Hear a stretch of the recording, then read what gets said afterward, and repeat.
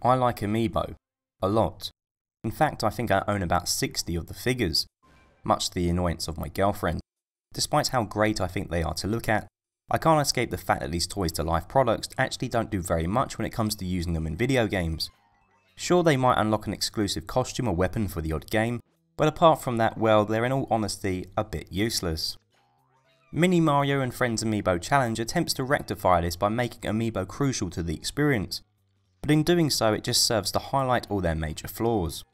The game itself is free to download on Wii U and 3DS, and all Amiibo are compatible, although there is a catch.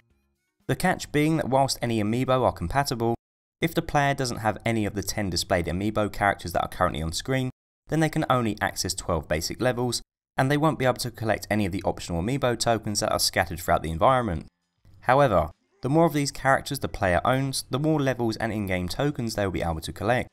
Although as previously mentioned I do own a lot of Amiibo, I only have 5 of the characters displayed on screen, meaning that even though I've paid around £40 for these 5 characters, I can only access half of this game. So unfortunately, if you want to access all the levels, then I'm afraid it's going to set you back a decent amount of cash, which is a shame because the game itself is actually quite fun to play. The player uses the Wii U gamepad to guide their character through various obstacles while figuring out puzzles that get in their way as they try to reach the exit. It's a game that starts off deceptively easy but gets awfully complicated and pretty darn tricky as the player progresses through it. It's also pretty addictive, as evidenced by the fact that I spent the best part of 4 hours playing it continuously. So far so good, right? Well, the problem I have with this game is the fact that most of the game's better content, well, in fact all of it, is locked behind pieces of plastic. Let's just say you don't own any of the 10 Mario themed Amiibo that are compatible with this game. Instead, just for argument's sake, we shall say that you only own a Fox Amiibo. Sure, by using said Amiibo you'll still be able to play through the 12 free basic levels, but these levels all pale in comparison to the locked content and all feel rather bland. The better content that can be unlocked by owning the 10 compatible Amiibo, however, is a hell of a lot better. Each unlockable area has a certain theme to it, so for example, Yoshi's world has a focus on launching the green critter through the air through the use of eggs, whereas Luigi's world is inspired by the Luigi's Mansion games and has the lanky Italian brother having to navigate puzzles whilst avoiding being killed by ghosts. The majority of the game mechanics I encountered in these themed worlds weren't present in any of the 12 vanilla levels, meaning that if you don't own the required Amiibo, then unfortunately you're going to miss out on the best parts of the game. In addition, the Amiibo tokens that the player can collect also depend on the figures that they own. Tokens can be collected throughout every level. The more tokens the player collects, the more levels they can unlock in the extra star world which becomes available after clearing the 12 main levels. Each of the 12 vanilla levels allows the player to collect 2 Amiibo tokens, which can only be grabbed by specific characters. However, each themed character world has a total of 24 tokens to collect over the course of 4 levels. During my playthrough I managed to collect 159 of the 167 Amiibo tokens that were available to me when using the characters that I own. After spending so much time figuring out how to get all these pesky tokens, I was annoyed that I eventually got to the point where I could no longer progress because I needed 200 tokens to unlock the next level, something that unless I buy more Amiibo, I can't do. And this is where the real problems with integrating Amiibo into video games appears.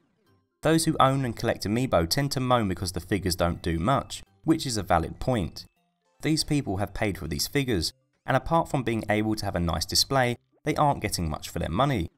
But on the other hand, when a game like Mini Mario and Friends comes along, which gives certain Amiibo a specific purpose and allows them to be more useful by unlocking extra in-game content, then some players will be annoyed as they can't access the entire game without paying a rather huge amount of money.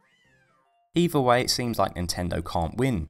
If they release games with little Amiibo integration, then the Amiibo fans moan.